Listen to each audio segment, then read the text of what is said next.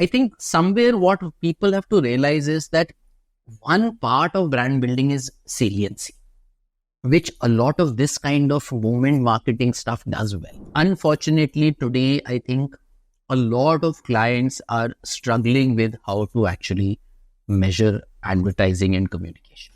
I feel advertising is an industry where human intelligence itself is always challenged, right? I mean, there are times on clients' businesses where, we've tried to put forth 50 campaigns before we've closed a campaign. When you're first launching and building a brand, perhaps the first hurdle to cross is a certain level of, awareness and familiarity. Hello, I'm Manu Prasad, and you're welcome to Brandwidth, a full-stack marketing podcast where we speak to folks from across the brand and marketing spectrum, from VCs and founders to CMOs and heads of brand and marketing, to agency folks and domain specialists, to listen to their stories, perspectives, and examples, and gain insights into the nuts and bolts of marketing.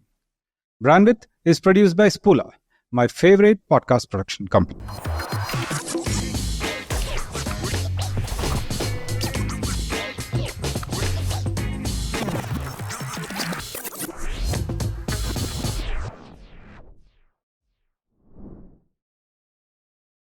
All right, so usually we start the podcast with an introduction, but this time I'll make an exception and start with an apology. That's because it's 4 o'clock and our guest bio says that for health reasons, specifically cholesterol, he's on a strict diet and is supposed to eat something oily and fried at this time. So unless he's planning to eat live on camera, mukbang style, we'll be keeping him away from it. The hope is that at 4 o'clock you will not turn into some Snickers version and I'll have to deal with something other than your normal self. So by all means, please feel free to eat on camera. Anyway, on that apologetic note, let me introduce our guest on the third episode of Brandwidth, Rishabha Nayyar, planner and co-founder Fatmen, the world's smallest ad agency. And when he's not planning ad shoots with celebrities, he's literally a dramabuzz, acting and directing in plays. We'll talk about all of that, planning, advertising, and plays. But first, welcome Rishabha to Brandwidth. Thank you so much, Manu, for having me. All right, so first let me begin with a name. The A is supposed to be silent. Then why do you have it there? Is this your usual drama or is there some deep metaphor that you're talking about? Okay, so I think the credit for this one has to go to my father. So I think... So basically what happened is my mom's a Jain, so Rishabh became the name for, in terms of, it's the first Tirthankar for the Jains. Okay, so that's where the name came. And my dad, the first thing he did is he wrote it in Hindi. So he wrote Rishabha. And when he wrote Bha in Hindi, in his head, when he was then translating it into English, it was Bha, right? So from his point of view, he did the right thing. And then obviously the A kind of stuck there. But it's strangely been a cool thing for me in multiple ways. It's been a conversation starter, the way we've kind of started this conversation. A lot of client conversations will start in this whole thing about saying that, should we call you Rishabh? Should we call you Rishabha? And then, of course, there's the story to tell them and then get started. Secondly, the interesting one, I'll tell you the most interesting one is the fact that many a times people mistake me to be this pleasant lady, okay, because they just read the name, they've still not seen me, they've still not met me. So once it so happened when I had initially started working and I was on this Unilever business, so I asked my boss, I said that, look, I want some data from the client and all. And he said, look, you can keep writing, but Unilever, you'll hardly get any data. You can keep sending them mails and all. I said, okay, let me at least try it. So I wrote to the brand manager saying, hi, and I need some data and my name is Rishabh. And in 1 hour, there's data. And my God, how can this happen? And after that, the second time, the third time, there's data flowing like it's never flowed before.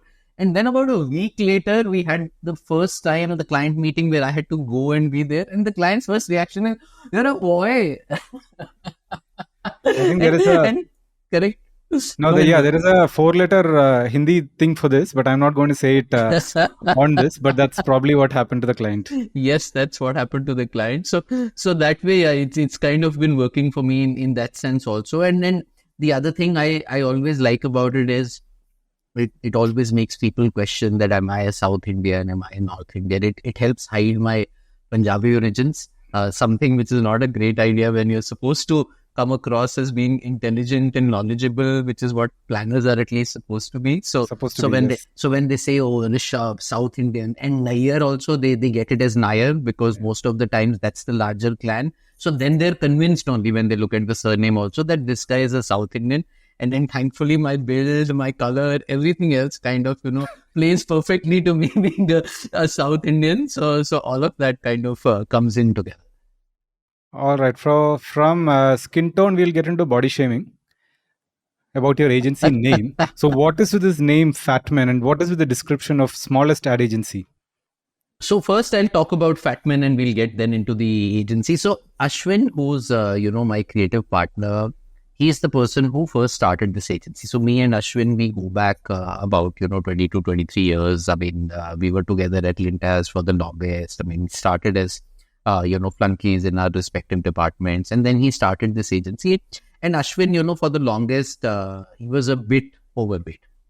Actually, not bit. He was a lot overweight, okay, and he was often shamed for that, Ashwin kuch kar, and then look at your tummy and see where it's headed, and so on and so forth. And finally, when he decided to start Fatman, which was I think way back in 2016, he said the one thing I'm going to do is I'm going to start celebrating, someone being fat rather than shaming them, because at the end of the day, if I'm fat, it's my food that I'm eating. I'm paying for it. I'm okay looking fat. I'm comfortable with it. My wife's okay with it. Then what's the problem that the world has?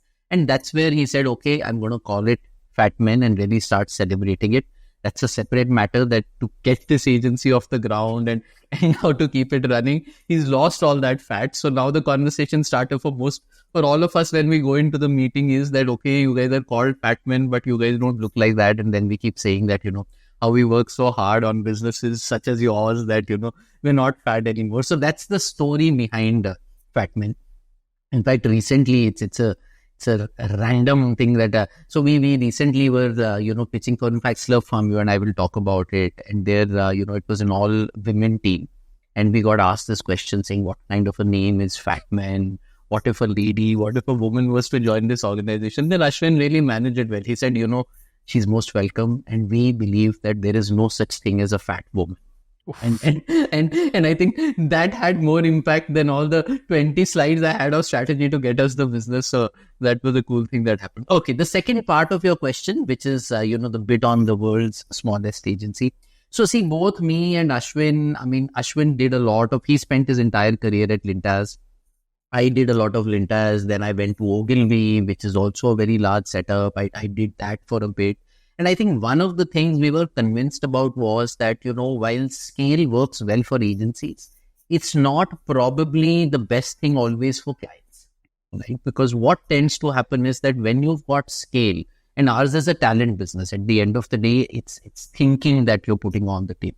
Right. And talent tends to then get stretched because, it's the same planner, it's the same, not that they can't hire more people, but fundamentally there will be a difference of talent available at an agency, and therefore good talent will be pulled into many directions.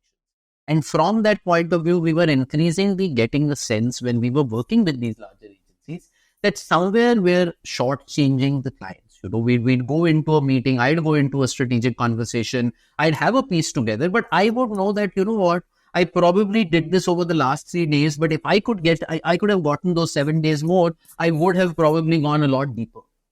And given the business that we're in, depth is something that is worth its weight in gold. Right? And from that point of view, we said, where's the problem? The problem's actually not with people not wanting to go deep, but the system. Because you're a large setup, it means therefore larger revenues, therefore, you've got to be stretched. And that's where we said that no, maybe the break away from that is to actually create a much smaller set. To be small, to not have all those large overheads, so many clients, so many, resources, and therefore be able to really roll up your sleeves and get into it. I mean, today as an agency, most people who perhaps have done 20, 25 years of business will probably today as a planner not even go and attend research. But I'm listening in on every piece of research because that's what a planner should fundamentally be doing. So that's the whole idea of being small so that what we can put on the table is hopefully big. That's where we try to do this. Got it. No, so I can completely relate to that, both from a client perspective, where I've been at the receiving end of shoddy planning jobs, and for that 1 year where I worked in one of the largest, agency side places, and I figured that okay, so this is what happens, and this is why I keep getting this stuff. So this is a good segue into what you spend most of your life on, which is planning. So I see the planner as sort of a binding force between the consumer, the culture of the time, competition, and the company itself. What is your definition? How do you place a planner? And today's new age marketers, do they even know planners as an organism, as a creature? As a person that exists. Okay. So let's kind of break it up. So see, look, if you go into the history, I mean, let's start there, right? If you look at, I mean, interestingly, what you will find is that if you look at account management, if you look at creative, they're far older functions than planning is, right? And then not too many people see that perspective, that planning actually, it started, I mean, only in 68, right? So it's not in that sense a very 1968 is when it first got started in UK, right? It's not a very old function. And if you look at the reason, and if you trace that, and there's a lot of stuff. I mean, in fact, one book for people who are interested is this whole piece called 98% Pure Potatoes, right? Which is this piece that two planners have done, where they've gone and spoken to some of the oldest planners who are still alive to actually trace the history of the function. And then you will see that whole thing about saying, why did the function come into the picture in the first place itself, right? And the reality was, that was a time where somewhere, beyond print, color TV suddenly became a big phenomenon. It started gaining traction, started attracting viewership, brands started spending heavy, therefore advertising rates started going up.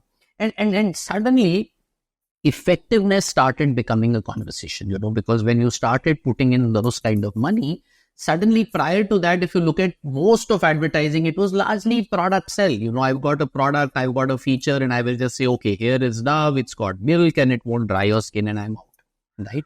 But increasingly, when all of this happened, and when you had so many brands vying for attention, you suddenly said that, look, I can't just come so product out anymore. I've got to bring consumer into this conversation, because unless and until I get his perspective, I'm perhaps never going to be able to connect to him in this whole chaos that where so many brands are talking to him or her. And from that point of view is when this whole what you say became a conversation, right? And then not just the how you say it, which is classically what we label as the creative side of the business. Yeah. And that's that what you say, where the planner, I think somewhere they realize that, yes, can the account management guy go and do that? He can, but does he have the time? He's chasing numbers, he's driving business, he's managing a client relationship.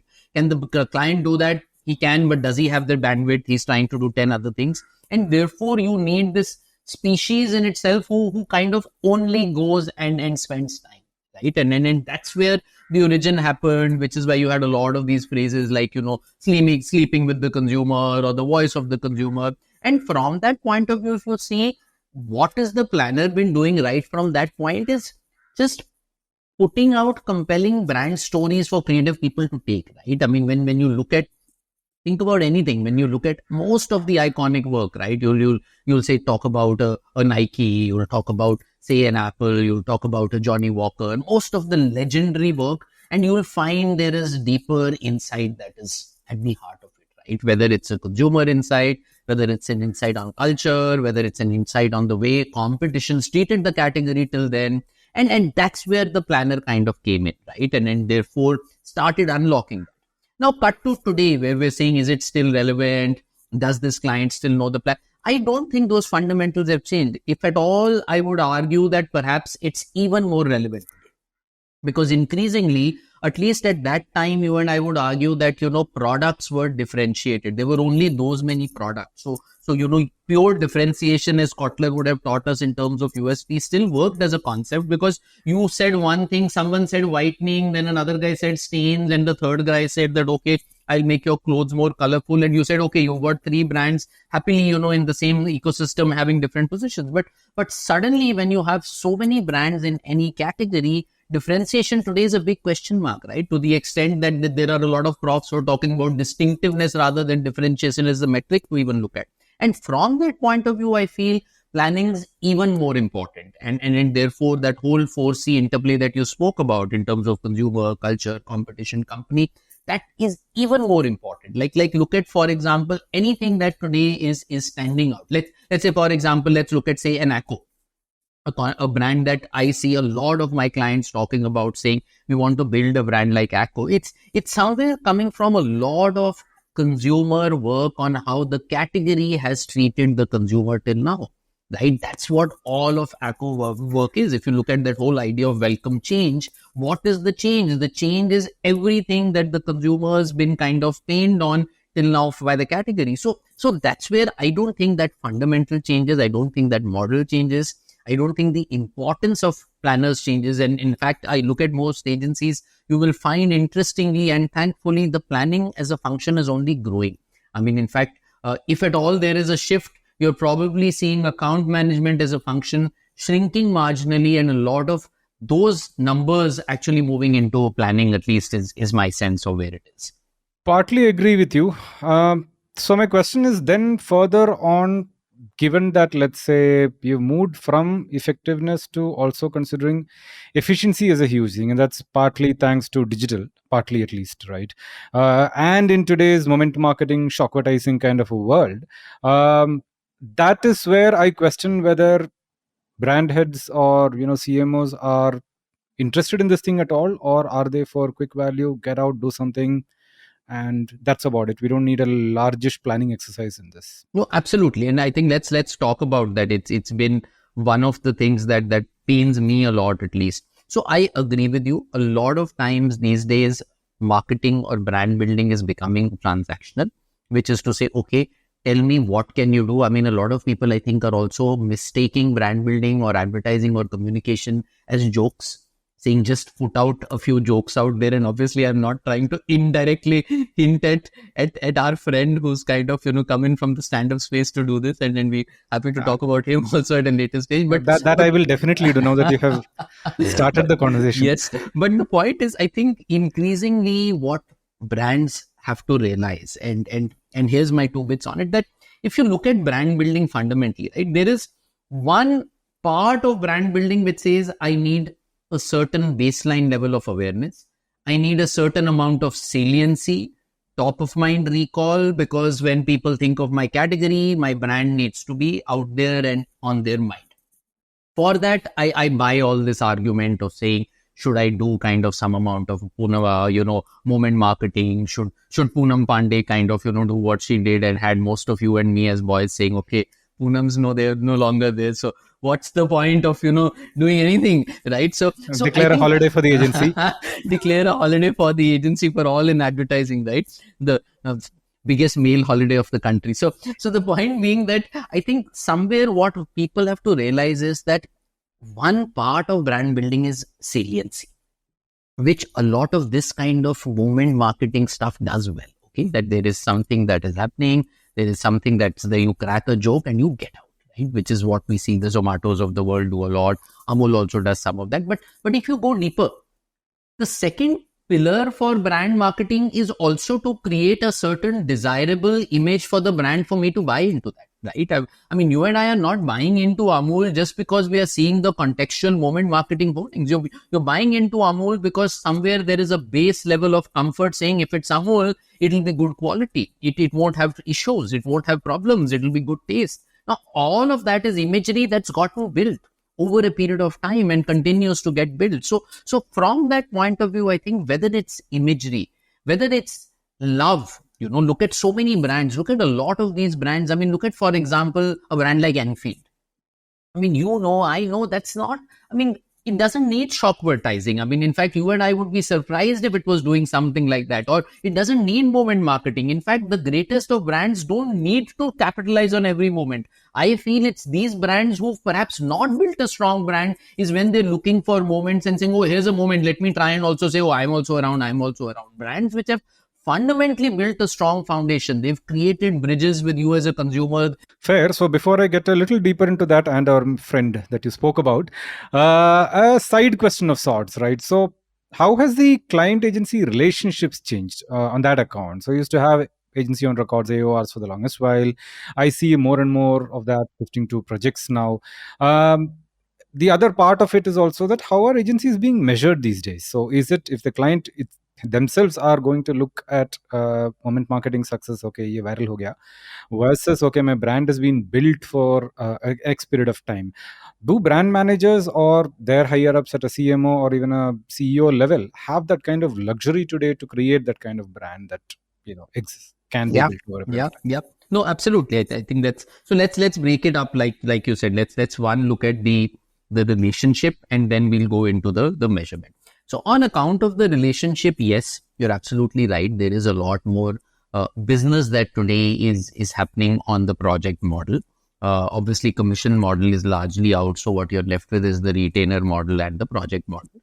There is still a lot of the retainer model, but increasingly a lot of project work is happening, which yes, as agencies is never a good idea because, I can never really plan my life. I can never plan my resources. I can never plan my revenues. Now, the big question on the table is why is that happening?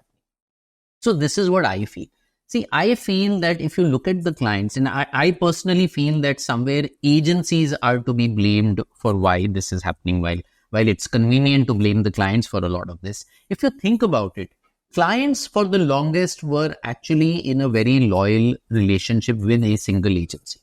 It was us as agencies who at the same time were in multiple relationships, right? So the client is only working with me, but I happen to be working with 4 or 5 other clients as well.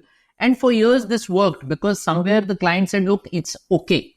As long as you're able to get me value, I don't mind because I understand your business model requires you to kind of, do that much business, right?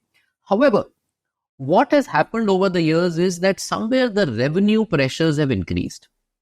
As an industry, we've been very, very bad at monetizing ideas. We've been very, very bad at protecting profitability. We've never united, because of which profitability has gone down, which means top line revenue pressures have increased, which means you need to generate more business. Right? Now, what that does is, because I'm trying to generate more business and at the same time improve my profitability, what am I going to do? I'm going to stretch my resources. I'm going to try and pitch at more places. I'm going to try and handle more clients with lesser people, which may work once, which may work twice, but over a period of time, the client begins to notice that I'm not getting the same kind of quality. I'm not getting the same kind of loyalty. And therefore, then the client turns around and says, look, if you're not going to be committed to me, now it's time for me also to go and start flirting with other agencies. Yep. Yeah, for me, I think that's how it's playing out, where then clients are saying, I'm also going to flirt. And as a result, yes, they start calling multiple agencies, they start creative shopping, there are pitches that are happening, there is the empanelment process that is happening.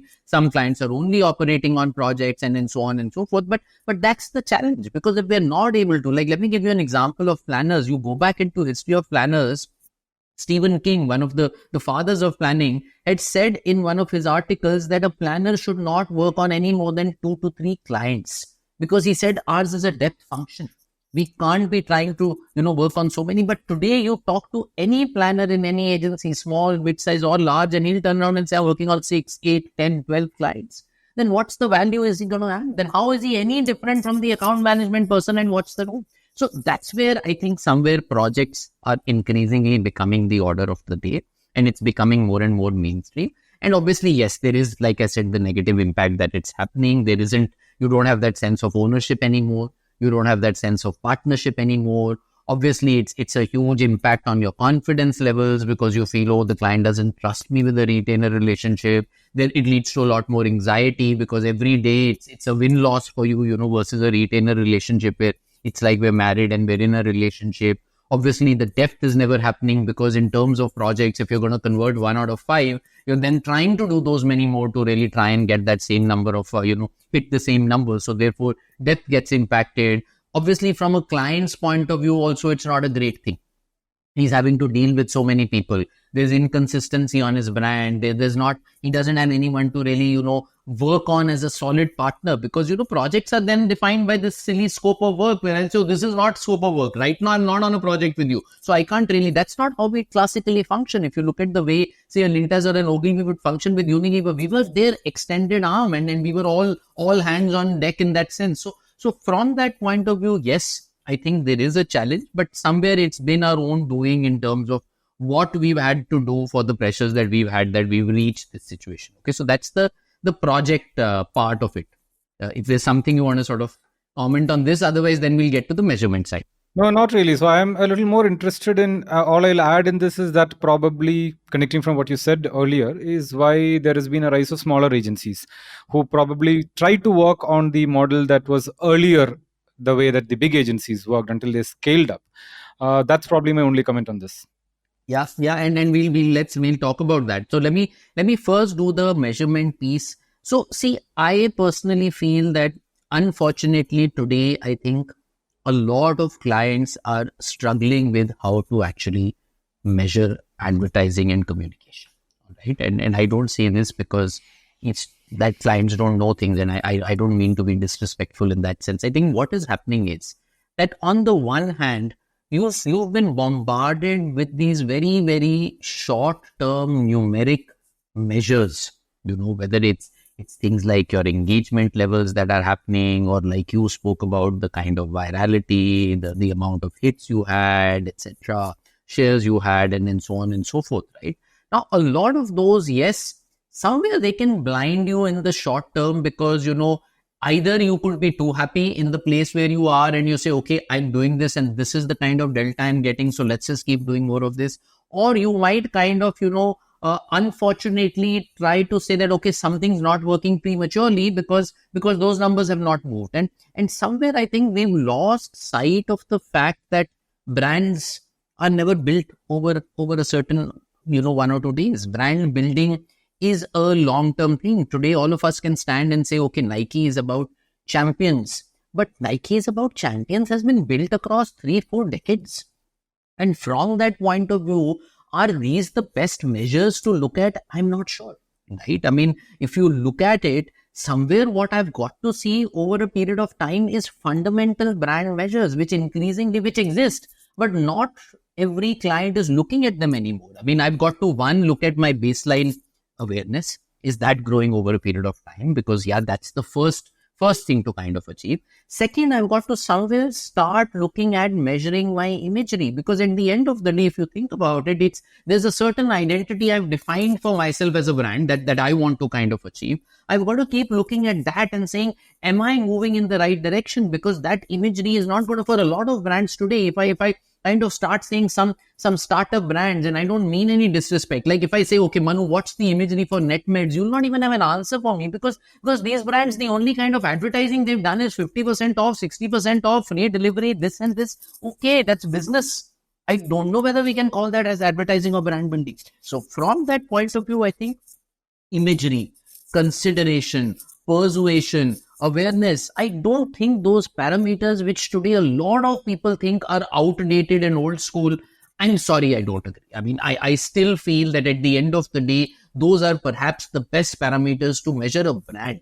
Yes, after that, you want to measure traffic, you measure it. You want to measure sale, you measure it. But don't lose sight of fundamental brand building measures, because those measures are long term and they will grow over a period of time. But they are the ones who will kind of, give you that solid brand that most brands would want to build, right? So that's where I am on measures. Understood. So, do you feel that's probably a reaction to a couple of things? One is the rapidly changing world, right, where changes are happening practically at the speed of light. The second is from a consumer perspective, that as a consumer, I am not really looking at second order consequences or what will happen later. I'm just looking at the best deal that I've got right now. Do you think that's a reflection of both of these, the world at large and the consumer's mind? Let's talk about this. And interestingly, I'll give you an example. The other day, I had gone with my son and we were at this outlet which had multiple brands, and he was going to pick up a new pair of shoes, and we saw some Adidas shoes and there was a discount, and we saw some Puma shoes, there was a discount, and then there was this wall which had Nike shoes, and there wasn't any discount. And then, and I think me or my wife, we ended up just asking that salesman, saying that how come you're not giving any discount on Nike? And his answer to us was like one patak to us, saying Nike doesn't sell on discount ever.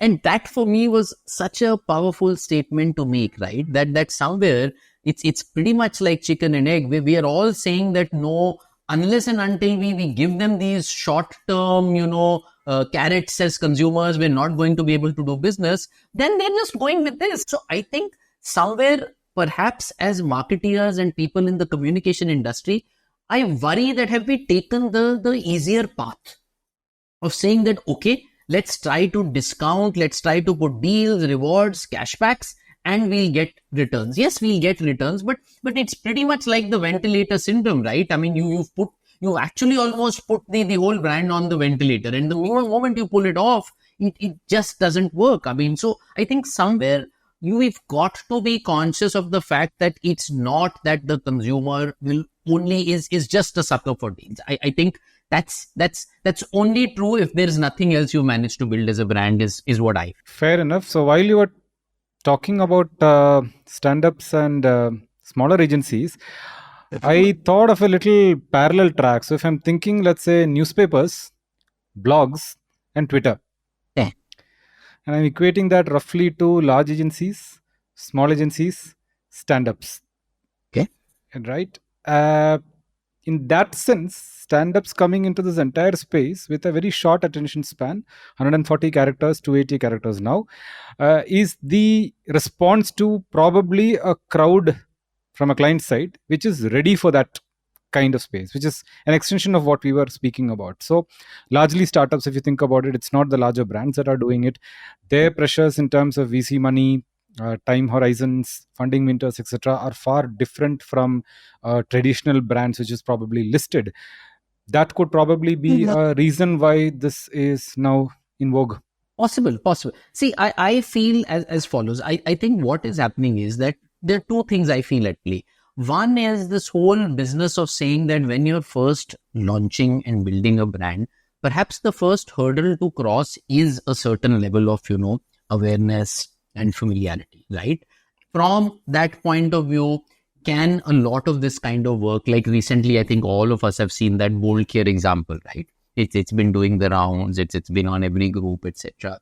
Now, does that suddenly put Bold Care on the map for most of us who did not even know the brand? It does. So I think that's where a lot of this kind of stuff, a lot of which is coming from, startups, the likes of, say, a Tanmay Bhatt running his own agency, etc., is doing its job from that point of view.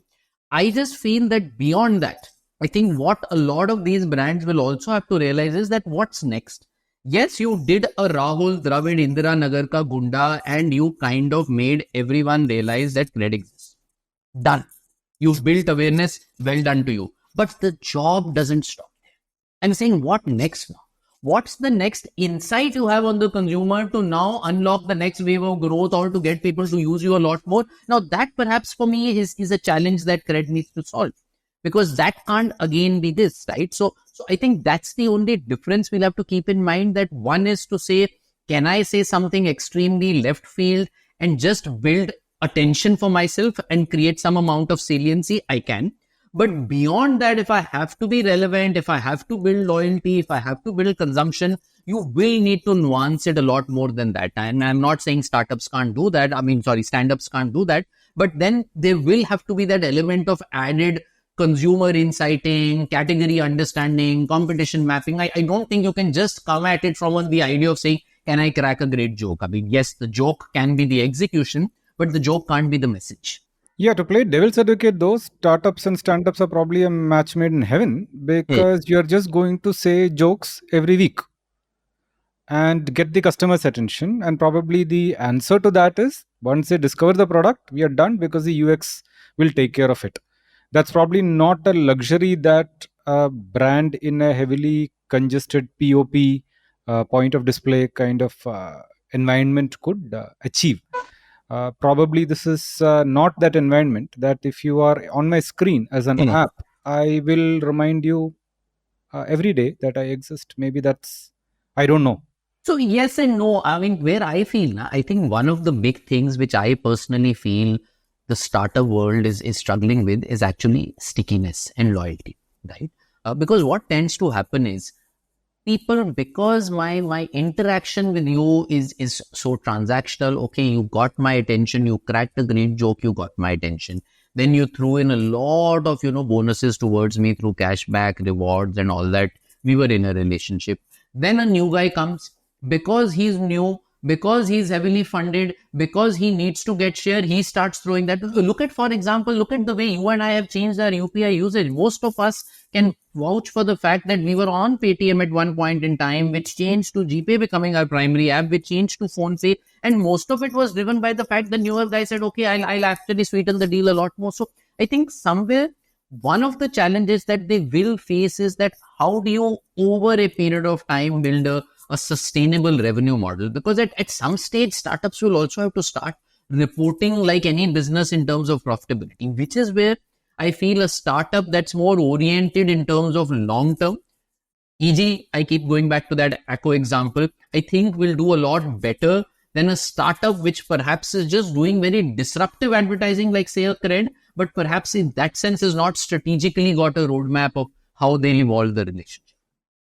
No, on that, I think I completely agree with you that the long term play probably, maybe the IPOs will actually start changing the overall narrative play of startups as well. True. If that is a goal, then over the long time, I need to build a brand. Awesome. So, before we get into more serious stuff like advertising, what is this entire thing of PPT Usha? Why do they call you PPT Usha? Okay, so And how that's do you an compare? Sorry, how do you compare to ChatGPT chat in that GPT. respect? Okay, done. So basically, there is this whole joke, PPT we all know. So in the advertising circles, there is this whole, full form of PPT that gets used amongst planners, and as planners, we love it, which is PPT means planner pay tension. Because what tends to happen is that everyone will sit in a meeting room, everyone will put forth some point of view, someone will say something, creative guy will say something, our management will say something. After 2 hours, then everyone gets up and goes and they say, okay, now you prepare the PPT, and largely in a 1 hour meeting the planners told, look, 40 minutes you take them through Aram's strategy, then I have 4-5 scripts, I'll take them through in the end. So Wow. obviously in that sense, if you ask planners, that's always one of their challenges, saying that, okay, what do I do? And then obviously, therefore, PPT in that sense is very close to our heart. Why am I called PPT Usha? It's just the thing that Ashwin crafted for me, saying the speed at which you're able to make PPTs, because, obviously it's PPT itself at times can take time. So it's the speed which the joke came in terms of PPT Usha. Now your last part in terms of PPT versus GPT, for me, it's still PPT over GPT. And I'll tell you why. Because I feel that as a planner, the originality of my thought and my expression is what you take pride in. I mean, that's what you bring to the table. And therefore, what you seek is a tool that can just help you express, which is PPT, and not a tool that kind of says, okay, you leave it to me to kind of, find what your content ought to be, right? And because that then is delegation. I don't think that's what one really wants to do. So for me, I think it's still PPT. Of course, PPT is slowly moving into, say, a Google piece or a Canva and etc. But it's still PPT over GPT. Got it. So a slight addition to that question. So would you say then that the production etc. in advertising is probably getting more and more democratized with AI tools, but the thinking is still something that somebody like a planner or somebody on the account or the brand manager needs to do, and that part can't be outsourced? Fair. No, here's my submission. I feel advertising is an industry where human intelligence itself is always challenged, right? I mean, there are times on clients' businesses where, we've tried to put forth 50 campaigns before we've closed a campaign. So I refuse to believe that in a field where human intelligence is continuously challenged, that artificial intelligence can come and do it for us. I don't think that's really going to happen. Yes. Can artificial intelligence help us in some smaller ways? Yes. It can at times help us make the connections. It might help make things more efficient, etc. But I don't think the fundamental idea of creativity, which is actually about, joining dots which don't on the face of it seem like Absolutely. they could come together, right? I think that still needs genius at work, and that for me is still going to be human. So I don't think creativity for me, I think tech is only going to be an enabler. I would not at all worry about what tech can do, because it can only help us, but I don't think tech can replace the fact that we're trying to do. But the other part of what you were talking about, which is to say that is creativity getting democratized. I heard you use that word. That I agree with you. I think what I feel is, I think what has happened is that for many, many years, we felt that people who were creative were a certain breed. They were to be found in advertising agencies, they were to be found in cinema, they were to be found in performing arts, etc. And creativity was not inside all of us. But I think what digital did for all of us, what all these platforms did for all of us, is this whole thing that today we all say is the creator economy, that it told all of us that, look, everyone's creative and everyone can be a creator. And I think somewhere that's instilled in each one of us a sense of belief that I too can create, right? And from that point of view, I do think, yes, creativity is going to get democratized, which I feel is only better, because the more people you have in the field, the more competitive it is, the better the quality of output will be. But yeah, it is getting democratized. Got it. So now we'll get into the interesting part, which is advertising. So we'll try to play our version of rapid fire with Karan. Okay. So I'll talk to you about a few of your work that I have, liked and thought were a great piece of job, and I want your quick take on it, right? So first cry. We'll start with babies. First cry. Usually it's all about e-commerce, discounts, coupons, all of that, or sale. You took a different approach in First Cry with a longish ad. What was that about? In fact, that's an ad which is extremely close to my heart, and a lot of the insight on that actually, came to me from my wife and my kid. So this is where we were, okay? So First Cry was amongst the original brands which was in that specialist space of saying I'm about babies and kids, okay? So it was catering to moms who had babies or kids from 0 to 8, and they were doing well. But obviously, it's a sector that saw a lot of activity. The margins were good, the volumes were good. And then the bigger horizontals, which is the Amazons and the Flipkarts of the world, felt that, oh, we missed out on this opportunity. We can get into this, right? And then obviously, the kind of cloud they have, it didn't take them too much in terms of, getting people, getting the same brands. And suddenly they started obviously setting out, offering much better deals. And you can't beat them at deals. You can't beat them at service, because it's just the scale at which they operate. It's the backend that they have. You can just never beat them. And at that point in time, it's when we started on this project with the client, where we said that, look, if we're going to fight them on this whole idea of deals and delivery and service, then we've lost before the battle even begins. It's a race to the bottom. Yes. And from that point of view, then we said, what is it that we can do differently? And one of the conversations we had, we said, look, we're talking to moms for whom bringing up a kid is such an emotionally rich, fertile territory, right? I mean, yes, discounts matter, but if there is one thing where she may not seek a discount, is perhaps the well-being of the kid. I mean, of course, if you give it to her, right, she'll take it. And therefore we said that, why do we want to, be in this red ocean of saying that, okay, this is cheaper, this is that? Why don't we connect with her as a brand who gets her, who understands her, who vibes with her, who thinks like her? And that's then the path we started taking, right? And from that point of view, then we got into a lot of research. We said that as planners, we love qualitative research. We love spending time with consumers. I mean, which is a conversation itself. We're not huge fans of big data and all that stuff. For us is like just a lot of, space on the laptop, which is absolutely doing nothing for us. So we started doing a lot of qualitative work, and mother after mother, we realized that, mothers today were paranoid about things. I mean, let me tell you one or two stories that I picked up. I picked up this one mother telling me a story that, when my kid boards the school bus and he's got the bag on his back, right? That's how you wear the bag. I actually tell him that when you sit on your seat, you actually take that bag off from your back and you put it in the front. Okay. And when I'm hearing this, I'm wondering, what is she telling me? And I said, so? She said, so if the bus driver suddenly brakes, his head is not going to hit the seat ahead. The bag in that sense is going to work like an airbag. Imagine, right? Imagine there are moms who are thinking to this level. And I had hazard stories. I mean, some of the stories like made me cry in terms of, and somewhere one said that, look at the amount of effort that you're putting. And at the same time, we said, okay, let's also now try to get the perspective of the people around, this husband, this father, mother-in-law, father-in-law. And when we went to them and we said, what do you think about how she's bringing up the child? What all is she doing? We got comments like, pagal ho gayi hai ye, paranoid hai, humne bhi bacche paale hain. mental ho gayi hai ye, she's gone over the top, she thinks it's an exam. And somewhere that was the insight for us, saying that, while what this lady is doing in terms of, yes, she's paranoid, but she's paranoid for a reason. And that reason is for the betterment of the child. Instead of appreciating that, all of these guys are making her feel like she's lost it. Right. And that's where we said that that's where the brand should come in, saying that at the end of the day, so we coined this whole idea, and then the campaign came from there, which was fussy is fantastic, right? Which was this whole thing about, we said, you know what, dear mom, you fuss, and fuss is a negative term, and we consciously took that term. We said you fuss about everything, his food, his rituals, his clothes, how he sits, how he goes to the park, and so on and so forth.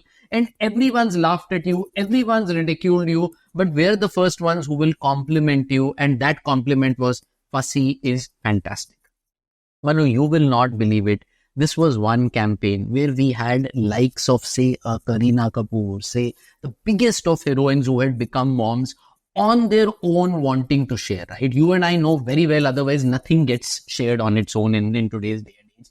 Just the fact that people said that someone, at the end of the day, someone understands everything that I'm doing and appreciates it. So that's where we kind of came at it. And then we said, we fuss just like you. We linked it with the product, saying we're also a fussy store. And so it kind of traveled from the whole philosophy to the product. So that's been the story.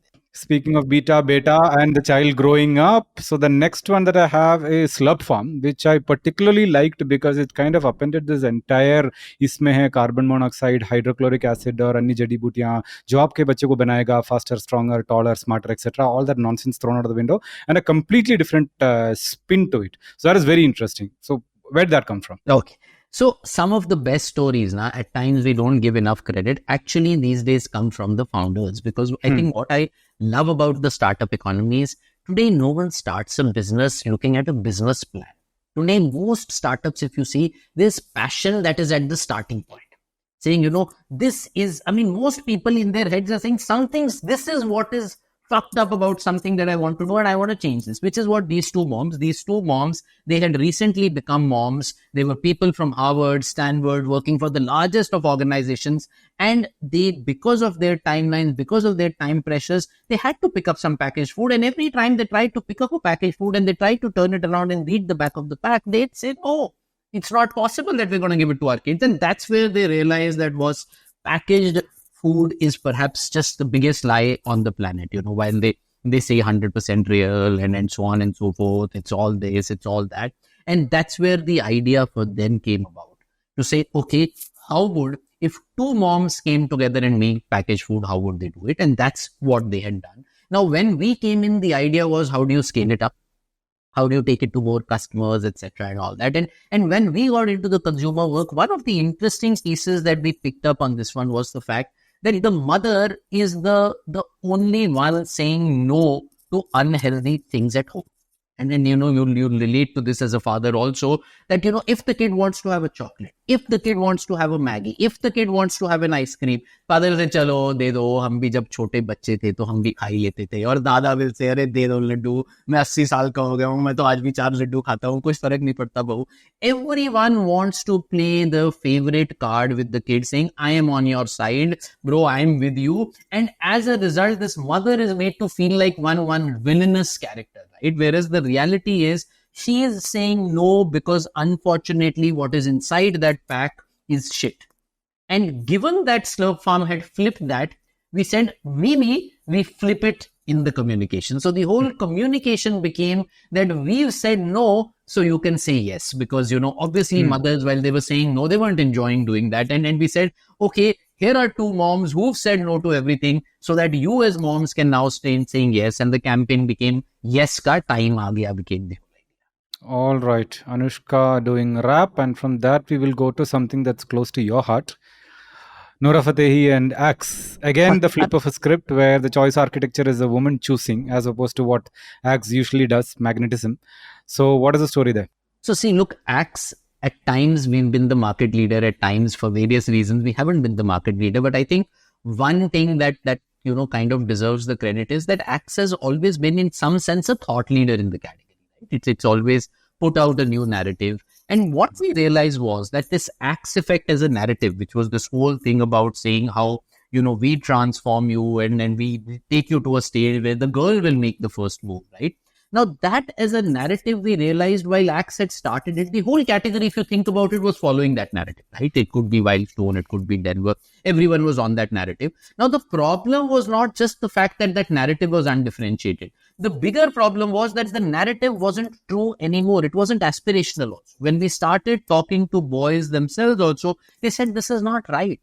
To show helplessness of women and just to say that, okay, like a magnet, she's going to come towards me. What's going on? I mean, doesn't she have a right? Doesn't she have a mind? Doesn't she have the right to choose? And so on and so forth. So that's where we said that let's now flip it.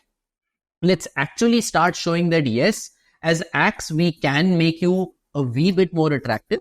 But beyond that, it's still her choice. And therefore, that's what we tried to do with the Nora Fatehi campaign. If you see, the whole setup itself is to say, yes, there is an Axe guy who smells better, but still Nora has the power, the right to choose or not choose. And going forward, the brand is very clear that now we'll be in this space rather than the classic thing about helpless women getting attracted.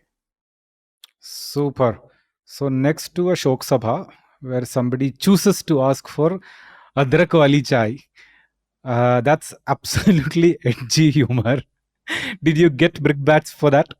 Yes, it resulted in a Shok Sabha in the office also, Manu, I must tell you. So yes, so look, this is where we were when we did the work. One of the things we realized, and it's something we love about Chayos, is the fact that, see, one of the quirks now that all of us have as Indians is each one of us likes our tea in a particular way, right?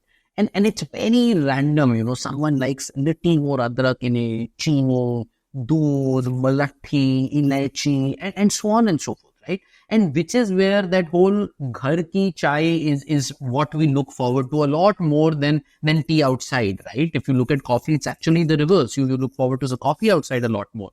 And which is what, Chayos was trying to do. They had this whole claim of saying that we can make 8,000 different types of tea in terms of ingredient, patti kam, chini kam, doodh kam, blah, blah, blah, all of that, right? So the idea that we took on was this whole thing about that this is for that person who's mental about chai, who's very obsessed with the way he or she wants his tea, right? Which is a truth, and most of us would relate to that. Now, I think the problem that happened for us is, where do you draw the line between being humorous and being insensitive? And I'll be honest, I think for us also it was a learning, because at times, you tend to use your own filter of what is humorous, which may not be the best filter, because obviously humor in that sense will vary. And when you're doing a mass media campaign, the filter's got to be the larger set of people. So for us, it was just a joke to say that, okay, can we look at this kind of an outrageous situation where it's chai at a Shok Sabha and a guy says, can't I get more adrak in it? But unfortunately, it didn't land right? And then I still remember the very first day the film went live on YouTube, and I think by the evening, the client had already got a couple of calls from a lot of the media, channels and newspapers. And I think in 2-3 days, we kind of pulled off the campaign. It kind of only remained on the channel, but beyond that, monies weren't put behind it. And after that, I mean, the only business we're doing with Chayos is when we're giving them business in terms of having chai. So yeah, it's a learning for us about this humor versus kind of, the being sensitive about what will land as humor, I think was a great lesson for us on this. Humor is also a lot like chai that way. You need it customized. Yes. So this resulted in a Shok Sabha. Excellent. Correct. So last one, Sher Khan, right? That was again serious territory, but done in a way that will probably resonate with people who are entering the market. Although done in a fun way, I think it was trying to say that this is serious business. Yes. Which is a far cry from, let's say, what somebody like Grow does, in terms of saying that it should be democratized. Fundamentally, it is boiling down to that. The market is for everyone, right? Yes. So what's the thinking there? Okay. So look, Sher Khan, we all know it's a legacy brand. At one stage, it was amongst the largest brands. At one stage, and the best was also the third brand in the market, etc.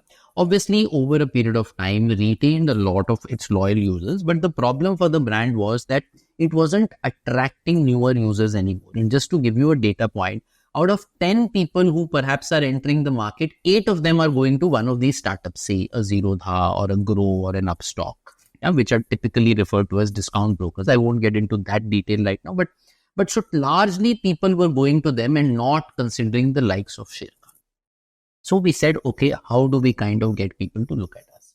One of the things we realized is that increasingly these startups, given that their primary interest was to get more and more people onboarded, open more accounts, they suddenly started making equity as something which is as staple as maybe dal chawal. They started saying that everyone should be in equity, right? And in fact, one of the lines that has probably stuck the most is, ye market sabka hai boss, right? Which is to say, anyone and everyone should be in the market. But the reality is that's not true. ये market सबका नहीं है boss, right? Everyone should not be in equity. Someone should be in mutual fund. Someone should only be in debt instruments. Someone should be in fixed income, because you've got to look at your life stage, your risk appetite, your ability to give time to the markets. But none of that was being looked at. It was just a thing about saying, dude, you're missing out. FOMO, ye market sabka hai. Come in.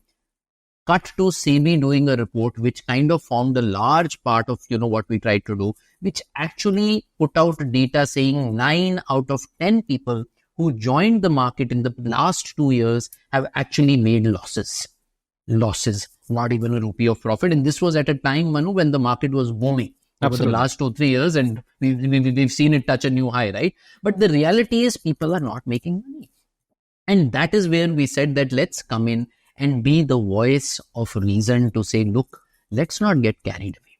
The direct equity market is for those who have the time, who have the inclination, who have the rigor and the ability to do hard work. If you're going to be in the market, if you're going to play it directly, you've got to go through research reports, you've got to go through annals of data, you've got to log into your platform every day and see how the market is moving, and so on and so forth. So what we did is we actually tried to create this divide and say, look, there is the casual trader and there is the serious trader. Yeah, where we said the casual is a guy who's saying on Telegram, I'll get some inputs, I'll listen to some influencers, and I'll pretty much do something and I'll make money, right? And which actually technically, if you think about it, not very different from gambling, right? Of course, SEBI would not like to kind of even have that word anywhere close to stock market, but that's legal. That's what was in reality happening. And that is where we came up with this whole line about saying, tu casual hai re baba, tu market mein mata. Where we were genuinely trying to say, and it's at the cost of business, but we just said someone's got to do this. I mean, everyone's just looking at their own numbers and telling everyone, oh, come one, come all. That's not right.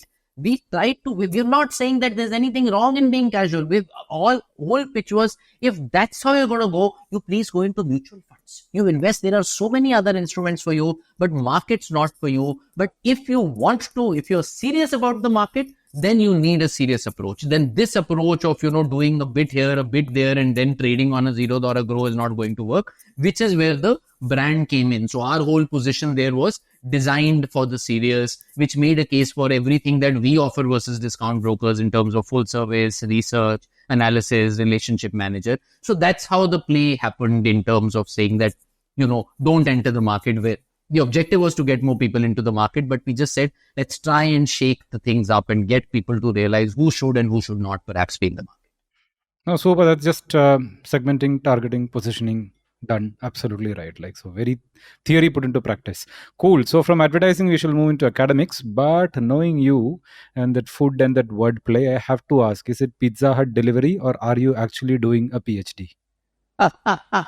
Yes, I am actually doing. So let me tell you, not too many know this. This is the third time, Manu, I'm trying to do a PhD. Okay. The last 2 times that I've registered, when you register for a part-time PhD, you're given 5 years to complete it. And the 5 years lapse and then I get a termination letter. So I have a folder of now termination letters. So this is the third time. I'm hoping I'm third time lucky. So the whole idea has been, you're aware that, while I work, teaching is something that's always been very close to my heart. Academics is something that's been close to my heart. Still, over the weekends, I try and spend my time on campuses and then try and take courses, obviously in areas that I'm passionate about.